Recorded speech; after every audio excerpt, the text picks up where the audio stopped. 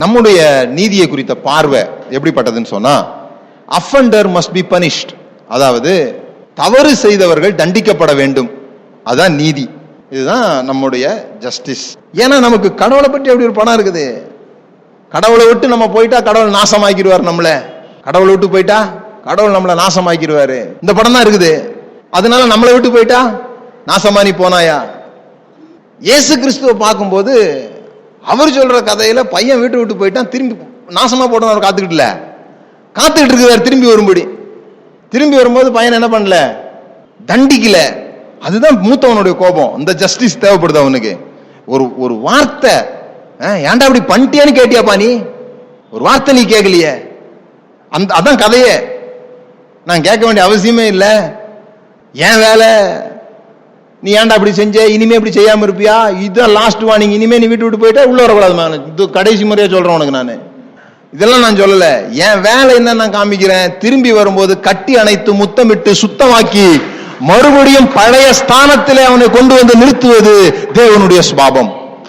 That's called harmony, justice. அவனுக்கு செய்யப்பட்ட நீதி அது. பெரிய பிள்ளைக்கு செய்யப்பட்ட நீதி ஒளியமா அவனே அப்பா கூப்பிடுறாரு உள்ளவாடா, அதான் அவனுக்கு செய்யப்பட்ட நீதி. ஆனா சகரியா 7:9 சேனைகளின் கர்த்தர் உரைக்கிறது என்னவென்றால், நீங்கள் உண்மையாய் நியாயம் தீர்த்து, உண்மையாய் நியாயம் தீர்த்து சொல்லுங்க, பக்கத்துல சொல்லுங்க, உண்மையாய் நியாயம் தீர்த்து. அப்படின்னா என்னது? உண்மையாய் நியாயம் தீர்த்துனா கரெக்டா நியாயம் தீர்த்துன்னு சொல்லல, சரியாய் நியாயம் தீர்த்து இல்ல, உண்மையாய் நியாயம் தீர்த்து. சரியாய் நியாயம் தீர்த்து இல்ல. நம்ம கான்செப்ட் வந்து சரியாய் நியாயம் தீர்க்கிறது, அவர் கான்செப்ட் வந்து உண்மையாய் நியாயம் தீர்க்கிறது. ஓகே ஓகே, உண்மையாய் நியாயம் தீர்த்து. இப்ப என்ன பண்ணுவோம்? உண்மையாய் நியாயம் தீர்த்து அவனவன் தன் சகோதரனுக்கு தயவும் இரக்கமும் செய்யறது தான் உண்மையான நியாய தீர்ப்பு.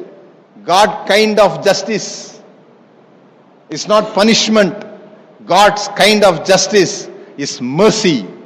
ஆனா இப்படி சொல்றார் ஒருத்தர், revenge is never about justice.